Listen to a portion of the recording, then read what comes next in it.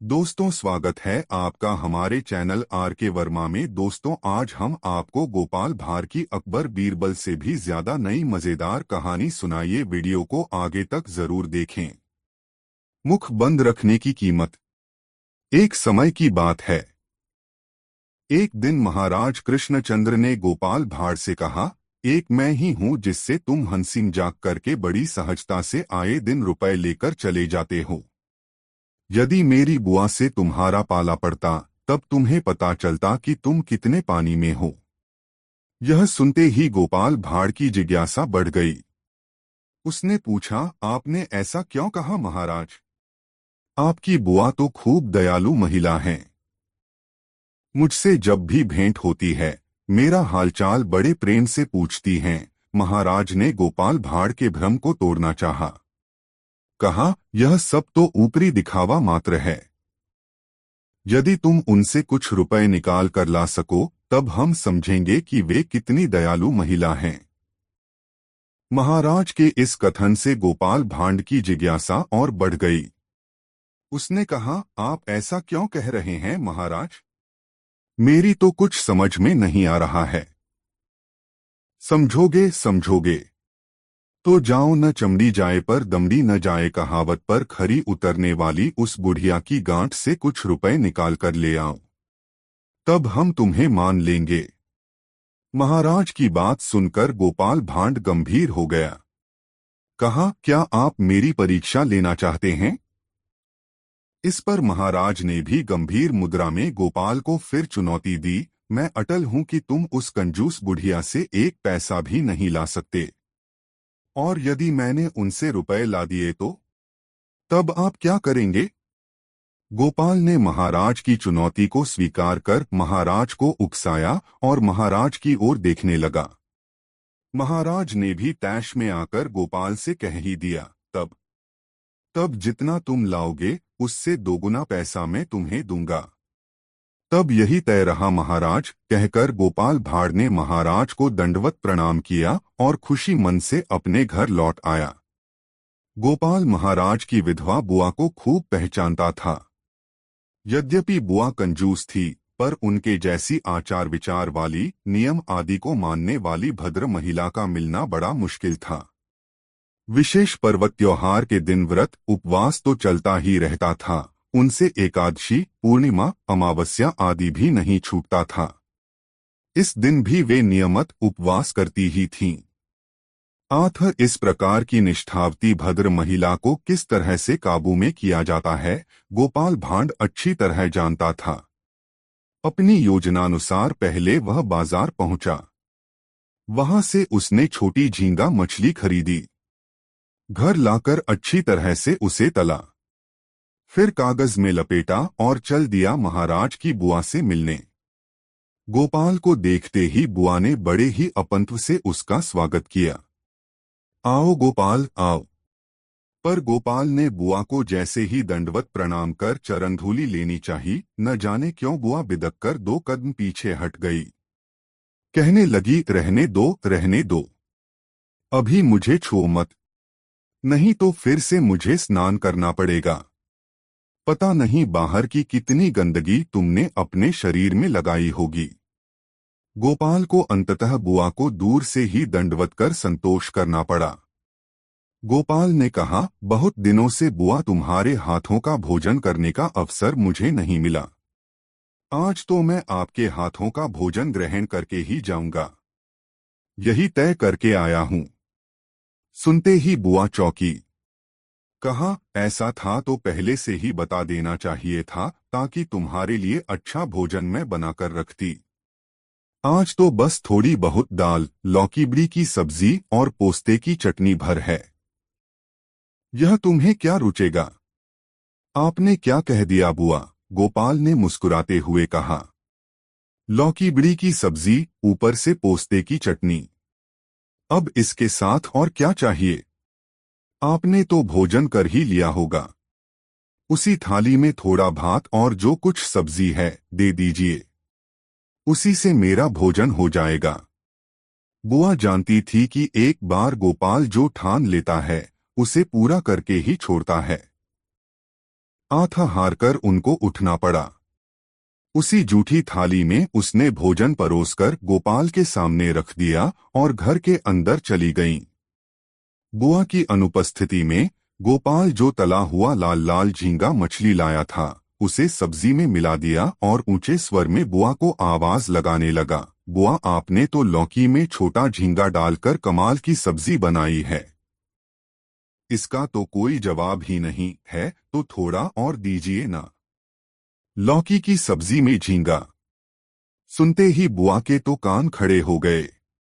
दौड़ी आई। आंखें बड़ी बड़ी कर बुआ ने कहा, पागल की तरह क्या बक रहे हो? हाँ बुआ देखो तो। यह देखो, और गोपाल ने थाली से दो चार लाल झींगा उठाकर बुआ को दिखा दिया। फिर भड़काया, खूब बढ़िया बना है तो। बुआ ने जैसे ही झींगे को साक्षात अपनी आंखों से देखा वे मूर्छित होने को आई। उन्हें लगा उम्र की इस दहलीज पर कहीं आंखों को भ्रम तो नहीं हो रहा। लौकी में झींगा आया कहाँ से? बुआ को गोपाल को छूने मात्र से ही स्नान करना पड़ रहा था। वे ही बुआ अब आगे बढ़ आई। उन्होंने गोपाल के दोनों हाथ कसकर पकड़ लिए। अनुनय विनय के साथ बुआ ने गोपाल से कहा, बेटा गोपाल, इस झींगे लौकी की बात को गुप्त ही रखना, किसी से कहना मत, नहीं तो लज्जा से मैं तो किसी को मुंह ही न दिखा पाऊंगी। गोपाल का निशाना सही जगह लग चुका था। अब गोपाल ने अपनी करामात दिखाई। कहा, बुआ यह क्या कह रही हो? आपने इतनी स्वादिष्ट सब्जी बनाई और इसे गुप्त रखना होगा। यह मुझसे नहीं हो सकेगा। मैं तो कल ही राजा के दरबार में जाकर इस स्वादिष्ट सब्जी के बारे में सबको बताऊंगा। यह सुनकर बुआ के होश उड़ गए। नहीं बेटा गोपाल, नहीं, ऐसा काम मत करना। तुम मेरे प्रिय बेटे के समान हो। मैं तुमसे हाथ जोड़कर अनुरोध करती हूं। गोपाल और कठोर हो गया। मुख चढ़ाकर बोला, मुझे क्षमा करना बुआ। ऐसा अनुरोध मुझसे मत कीजिए। मैं महाराज से कभी झूठ नहीं बोल सकता। तुम कर सकोगे बेटा, कर सकोगे। बुआ ने गोपाल को मनाने की कोशिश नहीं छोड़ी। मैं तुम्हारे लड़कों को मिठाई खाने के लिए 10 रुपए देती हूं। पर गोपाल सहज ही मानने वाला व्यक्ति नहीं था। आठ बुआ के हर अनुरोध पर वह अपना सिरनामे हिलाता रहा। बात न फैले इस डर से बुआ गोपाल के सामने अपनी गांठ ढीली करती चली गई। इस प्रकार जब धनराशि 55 रुपए पर पहुंच गई तब जाकर गोपाल ने अपना मुंह बंद रखने पर सहमति जता दी। बुआ से रुपए लिए, दंडवत प्रणाम किया और बड़े खुशी खुशी मन से अपने घर लौट आया। अगले दिन वह महाराज के पास पहुंचा। राजा से एकांत में मिलकर उसने बुआ से पैसे निकलवाने की पूरी कथा विस्तार से सुनाई और महाराज से 110 रुपए ले लिए। फिर वह बाजार पहुंचा जहां उसने एक लौकी, छोटी झींगा मछली और पोस्ता खरीदा। घर आकर स्वादिष्ट भोजन बनाने के लिए सब सामग्री पत्नी के हवाले की और स्नान करने ठाठ से पोखर की ओर चल पड़ा। दोस्तों वीडियो को लाइक जरूर कर दे, कमेंट में बताएं यह नई कहानी कैसी लगी। बहुत समय पहले बंगाल में महाराजा कृष्णचंद्र का राज्य था। उनके दरबार में बहुत सारे विदूषक थे। सबसे ज्यादा लोकप्रिय था गोपाल। गोपाल नाई था लेकिन सब लोग उसे गोपाल भांड कहकर बुलाते थे। भांड यानी मस्खरा, जो लोगों को हंसा सकता हो। अपने चुटकुलों, हाव भाव, टीका टिप्पणी और महाराज या अन्य लोगों को मूर्ख बनाने के तरीकों ने गोपाल को प्रसिद्ध कर दिया था। गोपाल से पार पाना नामुमकिन था। न ही उसके हाथ कोई चालाकी चुस्ती कर सकता था। गोपाल को सारा खेल पहले ही पता चल जाता और वह चतुराई से पासा पलट देता था। उस जमाने में लोग अजीबोगरीब अंधविश्वास पालते थे। एक तो खुद ही वे कुछ जानते बुझते नहीं थे और वह जमाना भी ज्ञान विज्ञान का नहीं था। कई लोगों की तरह महाराजा भी यह मानते थे कि सुबह उठते ही जिस व्यक्ति का चेहरा वह सबसे पहले देखेंगे वही व्यक्ति उनके उस दिन का समय निर्धारित करेगा। यदि उनका दिन अच्छा निकलता तो वह व्यक्ति शुभ माना जाता। अगले दिन उसे इनाम दिया जाता था। और अगर दिन में कुछ दुर्भाग्यपूर्ण हो जाता था तो वह व्यक्ति अमंगल का प्रतीक या राज्य के लिए खतरा हो जाता। अगले दिन महाराजा उसे दंड देते। संकट जितना गहरा होता दंड उतना ही अधिक। राज्य में सबको महाराजा के इस विश्वास का पता था और सुबह सुबह कोई भी उनके पास नहीं फटकता था। अगर कहीं स्वर्ण मुद्राएं, जमीन का टुकड़ा या अच्छी दुधारू गाय मिल जाती तब तो पौ 12 थी, लेकिन दंड मिलने का भी तो डर था। बेंत भी पड़ सकते थे या फिर देश निकाला भी दिया जा सकता था। इसलिए कोई भी अपनी जान जोखिम में डालने को तैयार नहीं था। लेकिन गोपाल महाराजा या उनकी सनक से डरता नहीं था। उसे तो अपने दंडित होने का भी डर नहीं था, क्योंकि वह जानता था कि अपनी बुद्धि के बल पर वह हर मुश्किल आसान कर सकता है। वैसे भी उठने पर महाराजा अपने सेवकों और अंगरक्षकों या महारानी को ही देखते थे। इतनी सुबह महल में कोई भी आगंतुक तो आने से रहा। हाँ, कभी कभी महामंत्री कोई जरूरी मसला लेकर महाराजा के पास जरूर आ जाते थे। ऐसी घड़ी में तो महाराजा को इनाम सजा सब भूल जाता था। कभी कभी महाराजा सुबह सवेरे उठकर घूमने निकल जाते थे। कभी महल के भीतर ही फल वाटिका या उद्यान में या नदी किनारे था, फिर बाजार भी। उस दौरान आते जाते वे किसी को भी मिल सकते थे। जो भी सबसे पहले उनके सामने आता डर के मारे उसके पसीने छूट जाते और वह सोचने लगता कि जाने महाराजा का आज का दिन कैसा बीतेगा, जाने उसे इनाम मिलेगा या दंड। एक रोज महाराजा नदी किनारे घूमने चले गए। पौ बस फटी ही थी और किनारा भी सुनसान था।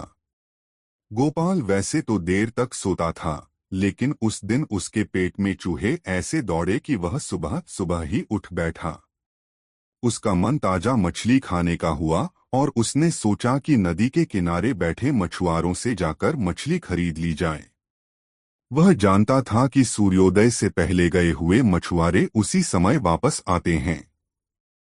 पर उस दिन वहां कोई नहीं था। गोपाल यह देखकर बहुत हैरान हुआ।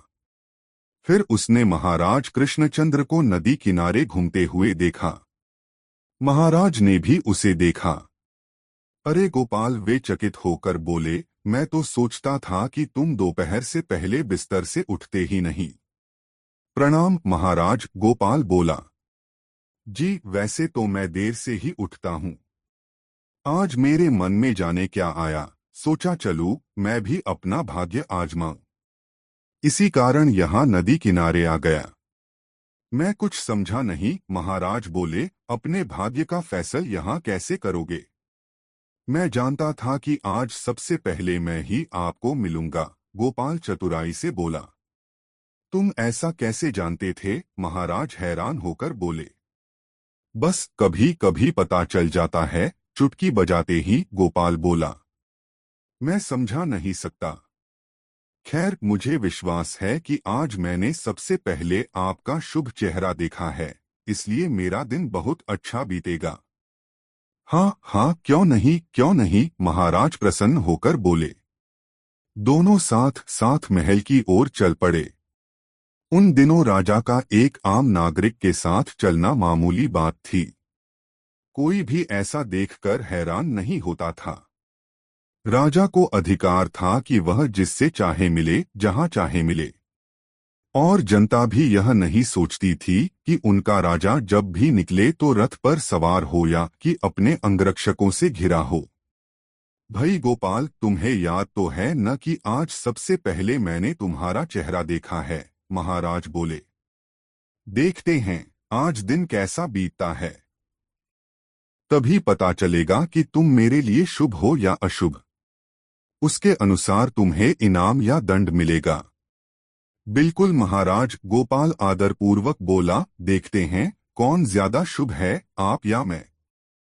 तुम्हारा मतलब? महाराज ने तुनक कर पूछा। ज्यादा चतुर बनने की कोशिश न करो। मैं तो मस्खरा हूँ महाराज, गोपाल ने हाथ बांधकर कहा। मस्खरे की बात का बुरा क्या मानना। जल्दी ही दोनों महल पहुंच गए।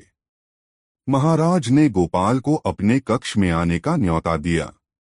गोपाल चुटकुलों का भंडार था। उसकी बातें सुनकर लोग खास तौर पर महाराज खुश हो जाते थे। जैसे ही वे सभी लोग बैठे, शाही हज्जाम आ गया। आइए महाराज, आपकी दाढ़ी बना दूं। हज्जाम मन ही मन शुक्र मना रहा था कि महाराज को दिखने वाला वह पहला व्यक्ति नहीं था। ठीक है, महाराज बोले, तुम दाढ़ी बनाओ। और गोपाल, पिछली रात तुम जिस शादी में गए थे, क्यों न वहां का किस्सा हो जाए। गोपाल ने हमेशा की तरह अपनी कहानी बढ़ा चढ़कर सुनानी शुरू कर दी। हर बात में मजाक, हर बात पर लतीफा। हंसते हंसते महाराज ने पेट पकड़ लिया। हज्जाम भी हंस रहा था। पहरेदारों और सेवकों सहित कमरे में सभी लोग हंस रहे थे। गोपाल के चुटकुले सुनते हुए जैसे ही महाराज हिले, हज्जाम का हाथ फिसल गया और उस तरह जाकर महाराज के गाल में लगा, जिससे बहुत ज्यादा खून बहना शुरू हो गया। हज्जाम डर के मारे थर थर कांपने लगा। उसे विश्वास था कि महाराज या तो उसे फांसी दे देंगे या फिर देश निकाला। आखिर महाराज का खून बहा था और यह कोई साधारण बात नहीं थी। महाराज के सेवकों ने तुरंत ही मरहम पट्टी की और खून बहना बंद हो गया। सब चुप से सहमे से खड़े थे, सिवाय गोपाल के। वह पहले की तरह मुस्कुरा रहा था। दोस्तों, वीडियो को लाइक जरूर कर दे। एक दिन गोपाल भांड जब कृष्णनगर के राजा कृष्णचंद्र राय के दरबार में पहुंचा, तो उसे वहां का वातावरण कुछ बदला बदला सा लगा। राजा कृष्णचंद्र उदास भाव से अपने सिंहासन पर बैठे हुए थे। उनके चेहरे पर चिंता की लकीरें थीं। सारे दरबारी चिंतित भाव में अपने स्वामी की तरफ ही देख रहे थे। गोपाल ने अपनी विशिष्ट हास्य शैली में राजा को हंसाने की कोशिश की, लेकिन राजा के चेहरे पर मुस्कान पैदा न हुई। गोपाल समझ गया कि अवश्य ही कोई गंभीर समस्या पैदा हो गई है, तभी महाराज इतने गंभीर हैं। जब बहुत देर तक महाराज की चुप्पी न टूटी तो गोपाल ने पूछ लिया, अन्नदाता, आज आप कुछ ज्यादा ही चिंतित लग रहे हैं। क्या कोई गंभीर समस्या पैदा हो गई है? मुझे बताइए। शायद मैं आपकी समस्या का कोई हल निकाल सकूं। महाराज ने एक गहरी सांस भरी। बोले, तुमने ठीक अंदाजा लगाया है गोपाल। सचमुच मैं एक गंभीर समस्या से घिर गया हूं। समझ में नहीं आता कैसे निपट पाऊंगा इस समस्या से। पर समस्या क्या है अन्नदाता? वही तो मैं जानना चाहता हूं, क्योंकि आपको चिंतित देखकर मुझे भी उलझन हो रही है, गोपाल ने कहा। तो सुनो। मुर्शिदाबाद के नवाब का आदेश प्राप्त हुआ कि उसे एक ऐसा आदमी चाहिए जो इस धरती का सही माप बता सके। ये बता सके कि धरती की लंबाई कितनी है और चौड़ाई कितनी है न पागलपन की बात? भला संपूर्ण धरती की लंबाई चौड़ाई आज तक कोई माप सका है? अब तुम ही बताओ, मैं ऐसा आदमी कहां से खोजूं जो धरती के धरातल की सटीक जानकारी नवाब को दे सके? महाराज ने आगे कहा, उस बदमिजाज आदमी की हिम्मत तो देखो। उसने आदेश के साथ साथ यह धमकी भी दी है कि यदि मैं यह कार्य नहीं करा सका तो वह अंग्रेजी सरकार से कहकर मुझे राजसत्ता से हटवा देगा। यह तो सचमुच गंभीर बात है महाराज, गोपाल बोला, लेकिन क्या यह सचमुच ऐसा करा सकता है? क्या पता क्या करा सकता है। यह आदमी हमेशा ही मेरे लिए नई नई मुसीबतें खड़ी करता रहा है। जानते हो गोपाल, इस बार इस संदेश के साथ साथ उसने क्या नया शिगुफा उछाला है। उसने अशर्फियों से भरी 2 बड़ी बड़ी थैलियां भेजी हैं, इस निर्देश के साथ कि धन चाहे जितना खर्च हो जाए, काम हर हालत में होना चाहिए। तो हो जाएगा उसका काम। इसमें चिंता करने वाली कौन सी बात है, गोपाल ने कहा। बड़ी आसानी से कह दी तुमने यह बात, महाराज बोले, पर यह काम करेगा कौन? मैं करूंगा, महाराज। मैं नवाब के प्रश्न का उत्तर दूंगा। गोपाल बोला, बस आप वह दोनों थैलियां मेरे हवाले कर दीजिए और आराम की नींद सोइए। महाराज कृष्णचंद्र ने दोनों थैलियां गोपाल के हवाले कर दी। सोने की अशर्फियां पाकर गोपाल की तो मौज हो गई। 2 महीने उसने खूब मौज मस्ती मारी। नवाब के धन से खूब गुलछर्रे उड़ाए। 2 महीने बीतते बीतते नवाब का फिर संदेश मिला, जिसमें पूछा गया कि कार्य कब तक होगा। उत्तर में गोपाल ने महाराज के माध्यम से कहलवा भेजा कि कार्य प्रगति पर है। ऐसा व्यक्ति खोज लिया गया है, धरती के माप का कार्य आरंभ कर दिया है, लेकिन धन बहुत खर्च हो रहा है, इसलिए और अशर्फियां भेजी जाएं। खैर, इस बार कलपते हुए नवाब ने अशर्फियों से भरी एक थैली और भेज दी। अशर्फियां मिलते ही गोपाल अपनी कार्य योजना को मूर्त रूप देने में जुट गया। सबसे पहले उसने नगर भर की दुकानों से सूत के महीन धागों के ढेरों गोले खरीदे। जब नगर के व्यापारियों की दुकानों पर गोले समाप्त हो गए तो उसने दूसरे नगरों से मंगवाए। उसने इतने गोले खरीद लिए कि 10-20 छकड़ों में समा जाएं। फिर उसने लंबे और चौड़े चौड़े ताल पत्र मंगवाए और कई व्यक्तियों को इस बात की जिम्मेदारी सौंप दी कि वे उन ताल पत्रों पर स्याही से आड़ी तिरछी रेखाएं बनाते जाएं। वे आड़ी तिरछी रेखाएं पहली नजर में देखने पर ऐसे लगें जैसे किसी गुप्त भाषा में कोई हिसाब बनाया गया हो। इसके लिए ढेरों ताल पत्र तोड़े गए और उन पर आड़ी तिरछी रेखाएं अंकित कर दी गईं। फिर एक दिन उन ताल पत्रों और सूत के गोलों को 50 छकड़ों में लदवाकर गोपाल मुर्शिदाबाद के लिए चल पड़ा। नगर में पहुंचकर गोपाल ने नवाब के महल के पास ही पड़ाव डाला और छकड़ों की जिम्मेदारी अपने आदमियों को सौंपकर नवाब के दरबार में जा पहुंचा। उसने शाही परंपरा के अनुसार झुककर नवाब को आदाब किया। नवाब ने पूछा, ले आए मेरी इच्छित चीजें? हाँ हुजूर। आपके हुक्म की उदूली कैसे करता? सारी चीजें आपके महल के पास वाले मैदान में हैं, चलकर देख लीजिए। नवाब बड़े उत्साह के साथ गोपाल के साथ मैदान में पहुंचा। उसकी दृष्टि छकड़ों पर पड़ी तो उसने पूछा, ये सब क्या है गोपाल? क्या भरा है इन छकड़ों में? धरती का सही माप है हुजूर, गोपाल बोला। सूत के वे गोले हैं जिनसे धरती की सही माप की गई है। आप चाहें तो इन्हें नपवाकर अपनी तसल्ली कर सकते हैं। ऐसा करने में तो पूरा साल ही गुजर जाएगा। नवाब असमंजस भरे स्वर में बोला, तुमने माप का सही हिसाब भी तो लिखा होगा, हमें वह हिसाब दिखा दो। वह भी हाजिर है हुजूर। ये देखिए, इन 10 छकड़ों में उसी का हिसाब किताब लदा हुआ है। नवाब ने ताल पत्रों को पहाड़ सा देखा तो उसकी सारी हेकड़ी गायब हो गई। वह टुकुर टुकुर ताल पत्रों से लदे छकड़ों को देखता रह गया। गोपाल ने कहा, हुजूर, अपने आदमियों से कहो कि वे ताल पत्रों पर लिखे सारे हिसाब को अच्छी तरह से जांच लें। बेहतर तो यही रहेगा कि आप स्वयं ही इसकी जांच करें। नहीं नहीं, हमारे पास इतना समय कहाँ है। तुम कहते हो तो ठीक ही होगा, नवाब जल्दी से बोला, जैसे वह गोपाल से पिंड छुड़ाना चाहता हो। तो हुजूर संतुष्ट हुए न? अब हुक्म दीजिए कि छकड़ों से लदे सामान का क्या करूं? क्या इसे सरकारी मालखाने में जमा करवा दूं? गोपाल बोला। कोई जरूरत नहीं है, तुम इसे वापस ले जा सकते हो, हमारी आज्ञा है। यह कहकर नवाब जाने के लिए मुड़ा, लेकिन तभी गोपाल ने उससे कहा, हुजूर, मेरी एक गुजारिश है। बोलो, क्या चाहते हो? हुजूर, धरती का सही माप लेने के चक्कर में मैंने बहुत खाक छानी है। क्या हुजूर मेरे काम से खुश होकर मुझे कोई इनाम इकराम नहीं देंगे? हाँ हाँ, क्यों नहीं, बेमन से नवाब ने कहा। फिर मुड़कर अपने कर्मचारी से बोला, इसे सरकारी खजाने से 100 अशर्फियां दिलवा दो। इस प्रकार चतुर गोपाल ने नवाब से खरीदा गया सारा सामान भी ले लिया और उससे 100 अशर्फियां भी झटक लीं।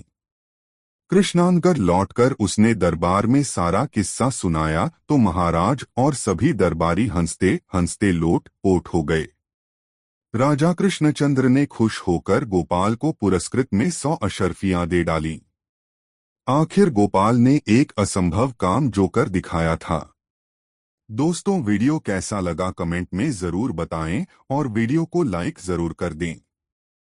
4 दोस्तों, जब गोपाल भांड ने महाराज कृष्णचंद्र को सिखलाया प्रजावत्सलता का पाठ और वह भी सरोवर किनारे पड़े पत्थर की मदद से।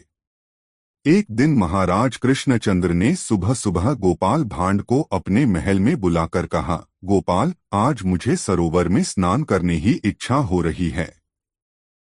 मैं सामान्य औपचारिकताओं से मुक्त होकर एक सामान्य व्यक्ति की तरह जलक्रीड़ा करना चाहता हूँ। मेरी इच्छा है कि मैं तैरकर सरोवर के मध्य तक जाऊं और वहां से रक्तकमल के कुछ पुष्प स्वयं तोड़ लाऊं। ऐसा करो, तुम स्वयं जाओ और देखकर आओ कि इस समय सरोवर के आसपास कितने आदमी हैं। गोपाल सुबह सुबह बुलाए जाने से खींचा हुआ था। उसने महाराज की बातें सुनी और बिना कुछ बोले सरोवर की ओर चल पड़ा। थोड़ी ही देर में वह सरोवर के पास पहुंच गया। उस समय स्नान करने के लिए अनेक आदमी सरोवर की ओर जा रहे थे। गोपाल उन लोगों को देर तक देखता रहा, फिर वहां से लौटकर महाराज के समक्ष उपस्थित हुआ। महाराज कृष्णचंद्र ने गोपाल को देखते ही पूछा, कहो गोपाल, सब कुछ देखाए।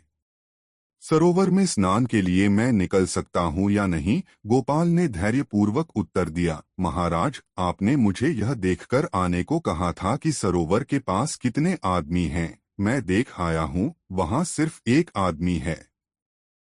गोपाल के उत्तर से महाराज प्रसन्न हुए। उन्होंने कहा, तब ठीक है गोपाल, तुम भी चलो, थोड़ी जलक्रीड़ा कर आए। गोपाल के साथ महाराज सरोवर की ओर चल पड़े।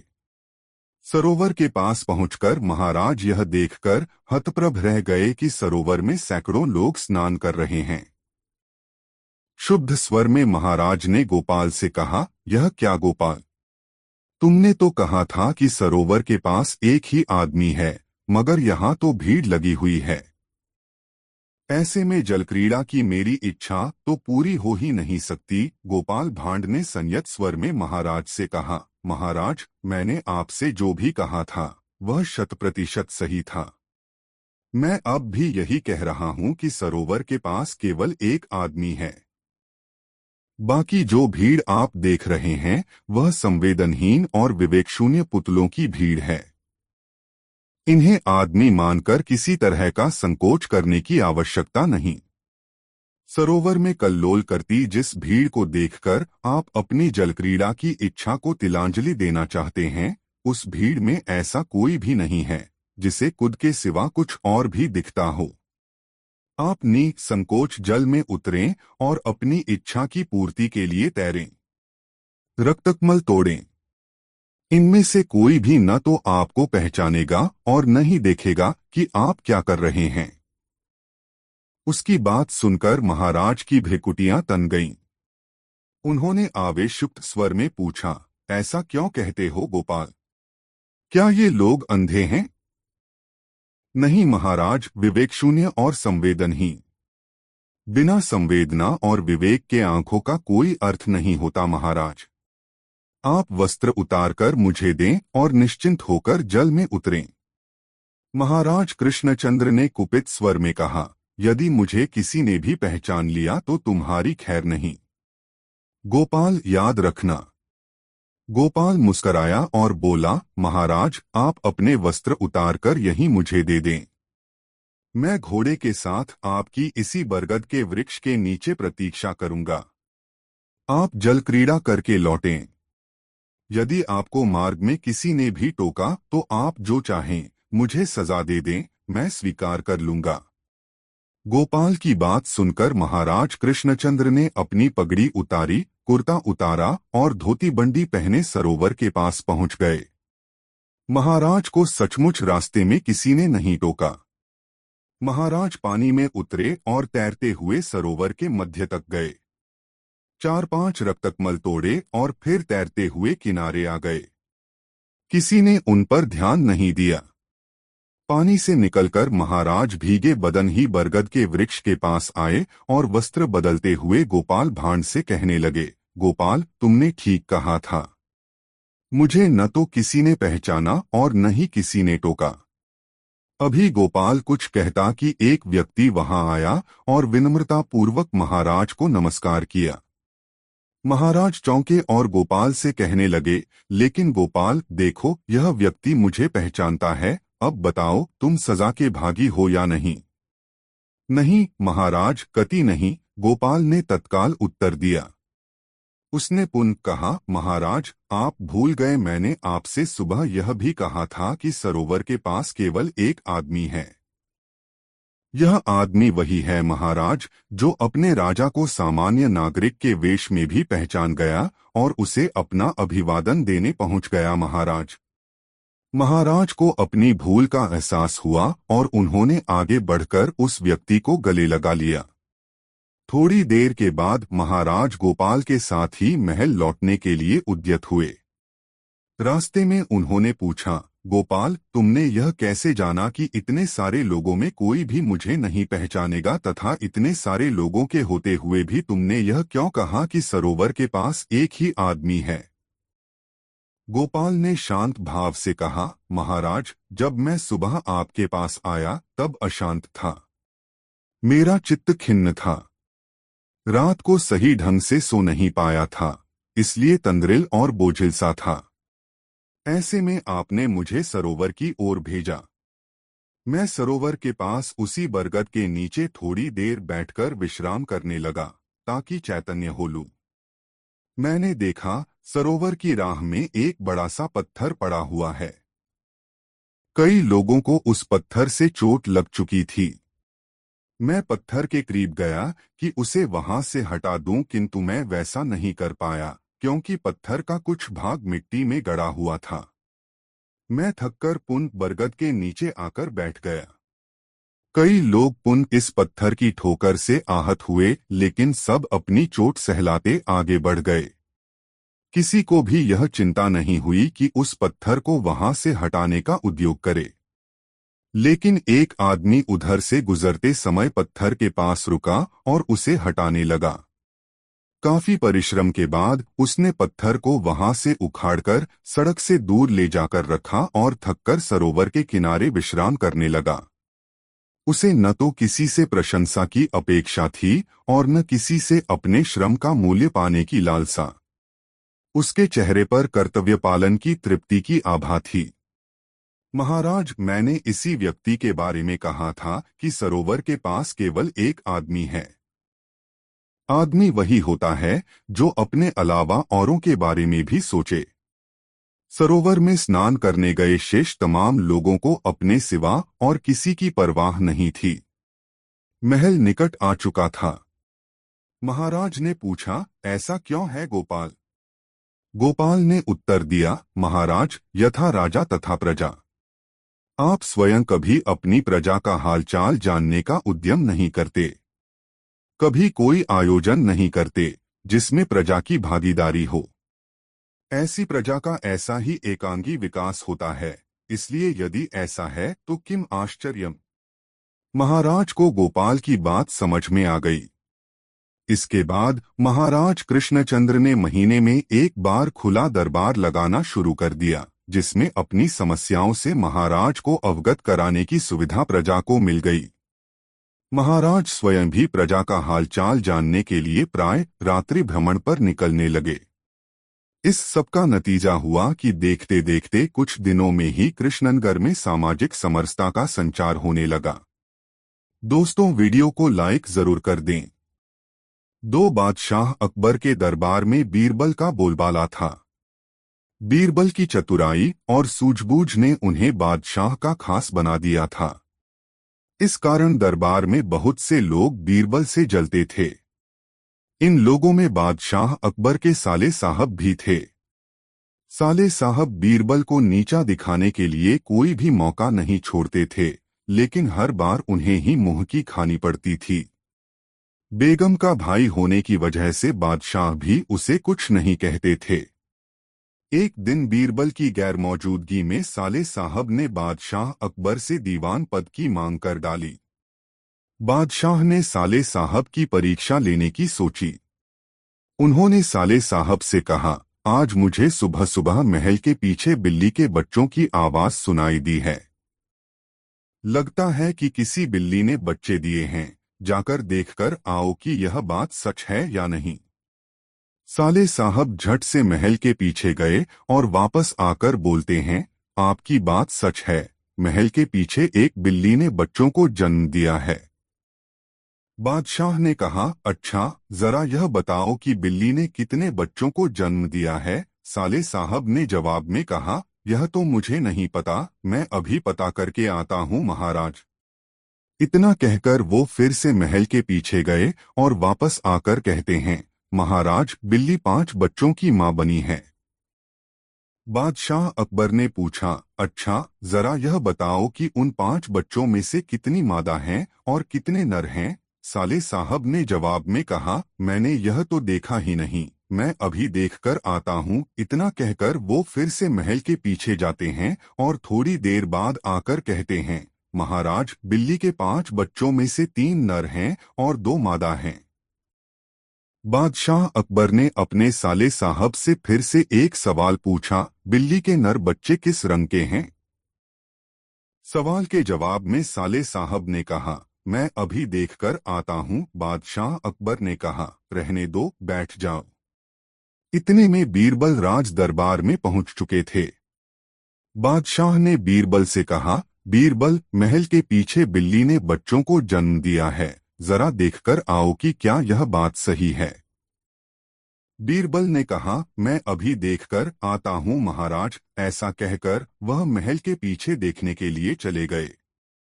वापस लौटकर बीरबल ने बादशाह अकबर को बताया, महाराज, बिल्ली ने बच्चों को जन्म दिया है। बादशाह ने बीरबल से पूछा, बिल्ली कितने बच्चों की मां बनी है। बीरबल ने तुरंत जवाब दिया, महाराज, 5 बच्चों की। बादशाह ने फिर से सवाल किया, बिल्ली के बच्चों में से कितनी मादा हैं और कितने नर हैं। बीरबल ने तुरंत जवाब दिया, महाराज, 3 नर और 2 मादा। बादशाह अकबर ने एक बार फिर से बीरबल से सवाल किया, बिल्ली के नर बच्चे किस रंग के हैं। बीरबल ने तुरंत जवाब दिया, महाराज, 2 नर बच्चों का रंग काला और एक का बादामी है। अब महाराज ने पास बैठे अपने साले साहब की तरफ देखा और पूछा, तुम्हारा इस बारे में क्या कहना है। साले साहब शर्मिंदगी से सिर झुकाए बैठे रहे और कुछ न कह सके। कहानी से सीख। इस कहानी से हमें यह सीख मिलती है कि हमें किसी की सफलता से जलना नहीं चाहिए। दोस्तों, वीडियो को लाइक जरूर कर दें। 3 दोस्तों, एक समय की बात है, बादशाह अकबर ने अपने बेगम के जन्मदिन के लिए बहुत ही खूबसूरत और बेशकीमती हार बनवाया था। जब जन्मदिन आया तो बादशाह अकबर ने वह हार अपनी बेगम को तोहफे में दे दिया, जो उनकी बेगम को बहुत पसंद आया। अगली रात बेगम साहिबा ने वह हार गले से उतारकर एक संदूक में रख दिया। जब इस बात को कई दिन गुजर गए तो एक दिन बेगम साहिबा ने हार पहनने के लिए संदूक खोला, लेकिन हार कहीं नहीं मिला।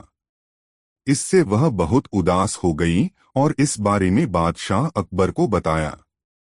इस बारे में पता चलते ही बादशाह अकबर ने अपने सैनिकों को हार ढूंढने का आदेश दिया, लेकिन हार कहीं नहीं मिला। इससे अकबर को यकीन हो गया कि बेगम का हार चोरी हो गया है। फिर अकबर ने बीरबल को महल में आने के लिए बुलावा भेजा।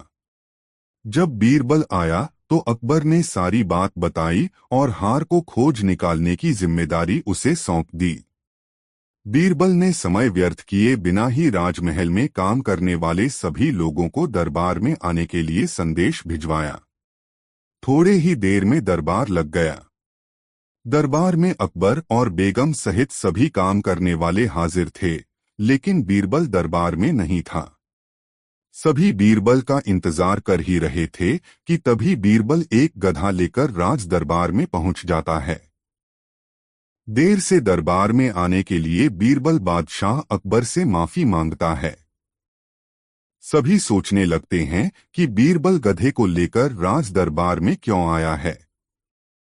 फिर बीरबल बताता है कि यह गधा उसका दोस्त है और उसके पास जादुई शक्ति है। यह शाही हार चुराने वाले का नाम बता सकता है। इसके बाद बीरबल जादुई गधे को सबसे नजदीक वाले कमरे में ले जाकर बांध देता है और कहता है कि सभी एक एक करके कमरे में जाएं और गधे की पूंछ पकड़कर चिल्लाएं, जहां पनाह मैंने चोरी नहीं की है। साथ ही बीरबल कहता है कि आप सभी की आवाज दरबार तक आनी चाहिए। सभी के पूंछ पकड़कर चिल्लाने के बाद आखिर में गधा बताएगा कि चोरी किसने की है। इसके बाद सभी कमरे के बाहर एक लाइन में खड़े हो गए और एक एक करके सभी ने कमरे में जाना शुरू कर दिया। जो भी कमरे के अंदर जाता तो पूंछ पकड़कर चिल्लाना शुरू कर देता, जहां पनाह मैंने चोरी नहीं की है। जब सभी का नंबर आ जाता है तो अंत में बीरबल कमरे में जाता है और कुछ देर बाद कमरे से बाहर आ जाता है। फिर बीरबल सभी काम करने वालों के पास जाकर उन्हें दोनों हाथ सामने करने को बोलता है और एक एक करके सभी के हाथ सूंघने लगता है। बीरबल की इस हरकत को देखकर सभी हैरान हो जाते हैं। ऐसे ही सूंघते सूंघते एक काम करने वाले का हाथ पकड़कर बीरबल जोर से बोलता है, जहां पनाह इसने चोरी की है। ये सुनकर अकबर बीरबल से कहते हैं, तुम इतने यकीन के साथ कैसे कह सकते हो कि चोरी इस सेवक ने ही की है? क्या तुम्हें जादुई गधे ने इसका नाम बताया है? तब बीरबल बोलता है, जहां पनाह यह गधा जादुई नहीं है। यह बाकी गधों की तरह साधारण ही है। बस मैंने इस गधे की पूंछ पर एक खास तरह का इत्र लगाया है। सभी सेवकों ने गधे की पूंछ को पकड़ा, बस इस चोर को छोड़कर। इसलिए इसके हाथ से इत्र की खुशबू नहीं आ रही है। फिर चोर को पकड़ लिया गया और उससे चोरी के सभी सामान के साथ ही बेगम का हार भी बरामद कर लिया गया। बीरबल की इस अक्लमंदी की सभी ने सराहना की और बेगम ने खुश होकर बादशाह अकबर से उसे उपहार भी दिलवाया। कहानी से सीख। इस कहानी से यह सीख मिलती है कि बुरे काम को कितना भी छुपाने की कोशिश करो, एक दिन सबको पता चल ही जाता है। इसलिए बुरे काम नहीं करने चाहिए। दोस्तों, वीडियो को लाइक जरूर कर दे, कमेंट में बताएं कहानी कैसी लगी। 5 बंगाल में एक हंसोड़ आदमी हुआ, गोपाल भांड। उसके संबंध में बड़ी प्यारी कहानियां हैं। एक कहानी तो अति मधुर है। वह जिस नवाब के दरबार में लोगों को हंसाने का काम करता था, दरबारी उससे बड़े नाराज थे, क्योंकि वह सम्राट को धीरे धीरे बहुत प्यारा हो गया था। जो हंसी ले आए जीवन में, वह अगर प्यारा न हो जाए तो और क्या हो। उसके पास बड़ी विलक्षण प्रतिभा थी, इसलिए ईर्ष्या भी स्वाभाविक थी। उसे हराने की वे बड़ी सोच करते थे, लेकिन कुछ उपाय न खोज पाते थे। आखिर एक दिन कोई उपाय न देखकर उन्होंने गोपाल भीड़ को पकड़ लिया और कहा कि आज तो तुझे राज बताना पड़ेगा कि तेरी प्रतिभा का राज क्या है। गांव में ऐसी अफवाह है कि तेरे पास सुखदामनी है।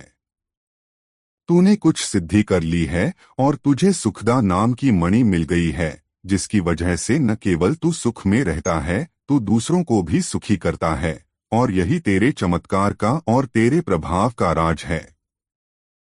वह सुखदामनी हमें दे दे, अन्यथा ठीक न होगा। दरबारी उसकी मारपीट भी करने लगे। उसने कहा कि ठहरो, तुम ठीक कहते हो। अफवाह सच है।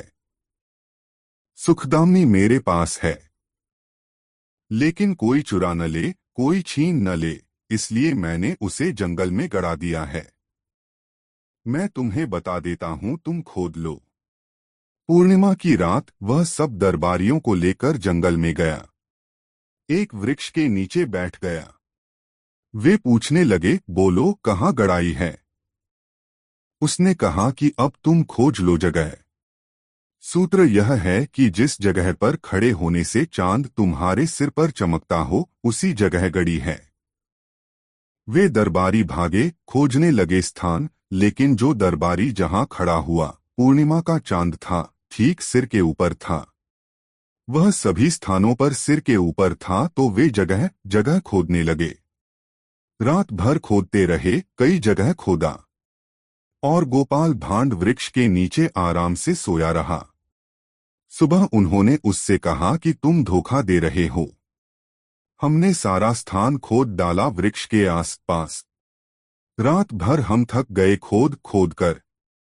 वह सुखदामनी का कोई पता नहीं। गोपाल भांड हंसने लगा। उसने कहा, मैंने कहा था कि जहां सिर पर चांद चमकता है, वहीं सुखदामनी गड़ी है। वह तुम्हारी खोपड़ी में गड़ी है, कोई जमीन में थोड़े ही गड़ी है।